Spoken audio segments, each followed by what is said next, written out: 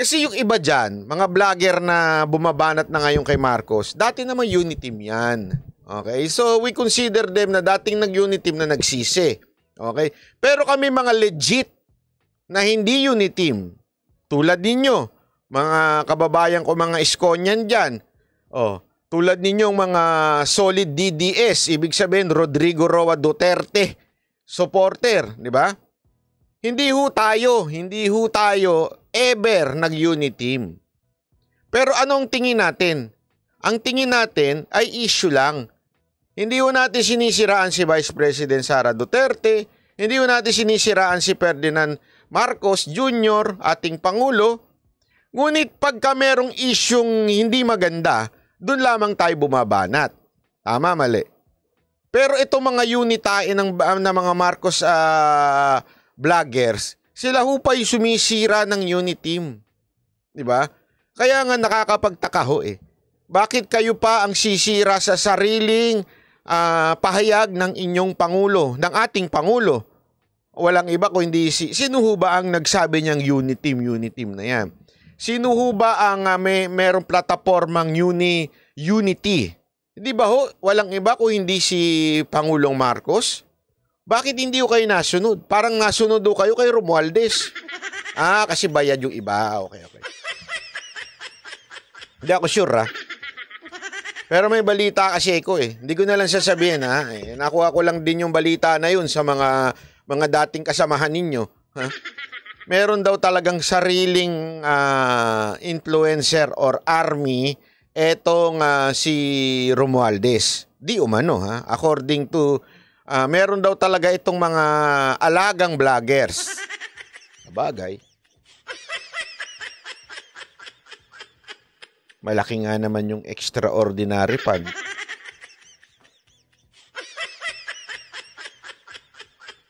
Malaki nga naman. So, yun ang sinabi. Yun ang sinabi ng mga ilang kasamahan nila dati na meron talaga. May paksyon. Kaya nga ako, hindi ako nagpapautot dyan. At totoo lang, pasensya na pasensya na, pero kasi ngayon, etong mga unit team, may dalawang paksyon na pare-pareho lang naman din sila. Pasensya na, pero totoo, real talk ang gusto ninyo dito sa channel na to, di ba?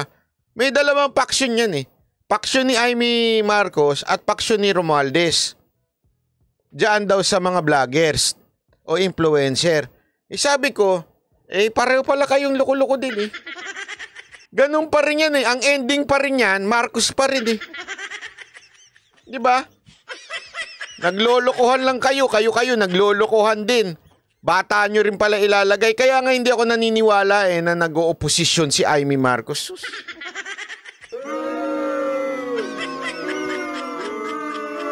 Yung pautot ni Senator Amy Marcos na oposisyon, sa totoo lang, pagsasalba rin yan sa pamilya Marcos, wag na tayo maglokohan. Kunwari, meron pang isang oposisyon na para hindi mapunta sa iba, ito na lang, si Senator Amy. Ganun din yun Loko-lokohan pa tayo Kayo namang mga tansong nagsisi na. Kayo mga tansong nabudol. Na umamin kayong nabudol kayo. Eto na naman kayo, papabudol na naman kayo. Anong tawag siya araw-araw niyong pagiging tanga? Hindi sa totoo lang wag na tayo maglokohan dito. Naglolokohan pa tayo dito Nagpakatanga na nga kayo noon. Aminin nyo na, inamin nyo na nabudol kayo Diba? Tapos uulitin nyo na naman ngayon through Senator Amy. Tandaan niyo, magkapatid at magkapatid pa rin yan. Kahit pagbalik-balik ta rin mong mundo, magkapatid yan. So same pa rin ang ilalagay nyo dyan. Pareho pa rin ang estilong mangyayari dyan. Wag tayo maglokohan. Tanda-tanda nyo na, nagpapaloko pa kayo. Kaya kayo iniiwan ng asawa nyo sakit naman nung banat bay. Diba? Loko-lokohan Alam mo ako feeling ko yan lang ang pinaka-safest exit na mangyayari. Na kunwari lang, sige ayaw nyo na dito. Kesa mapunta sa iba, sasaluhin ng kapatid. Tapos after nung kapatid, sino na naman? Yung anak na naman. Ano? Naglolokohan talaga tayo eh. Alam mo, ang gusto kong solusyon sana sa bayan na ito ay hindi yung, ito sana lang naman. Pero kung gusto ninyo magpaloko pa uli, bahala ko kayo sa buhay nyo. Ito lang sana. Ang akin, pumili tayo ng kandidatong hindi na ayon sa apelido. Pumili tayo ng kandidato o in the future yung talagang mamumuno sa atin dahil magaling, matalino, may puso, mabilis kumilos, at talaga nga namang pagdating sa pagsiservisyo sa bayan, yun ang inuuna. At higit sa lahat, hindi lang puro salita yan.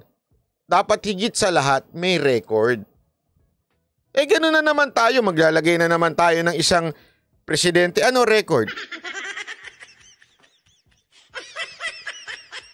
Maganda ang apelido. Yun ang record. Di ba? Sana hindi na yung magandang apelido ang ilagay natin dyan. Kung hindi, yung tunay na may record, may exhibit, ika nga. Di ba? Ano, maganda ba yung lugar niya na pinanggalingan niya? Maayos ba yung kanyang pamumuno doon sa local na pinamunuan niya? Kasi alam nyo, kung hindi namuno ng local, tapos talitalinuhan lang, walang alam yan. It's all about theory. Yung totoo. Alam nyo, ganito yan eh.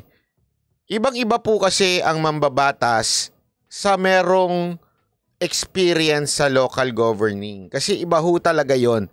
So dapat importante. Sa akin, malaking factor ang isang susunod na presidente na dapat magaling ho sa local government. Bakit to?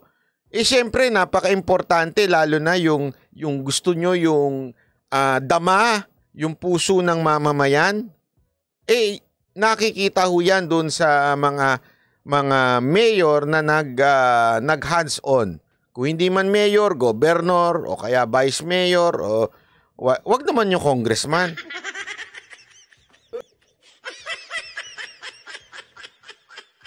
Anong experience ng congressman?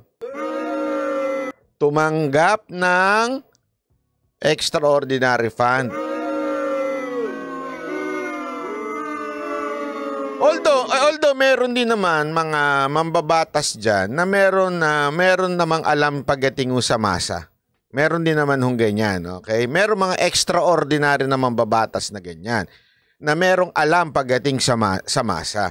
Pero dapat maging careful tayo. Wag tayo yung wag naman yung lang nakatanggap lang ng Ferrari. Wag ganon.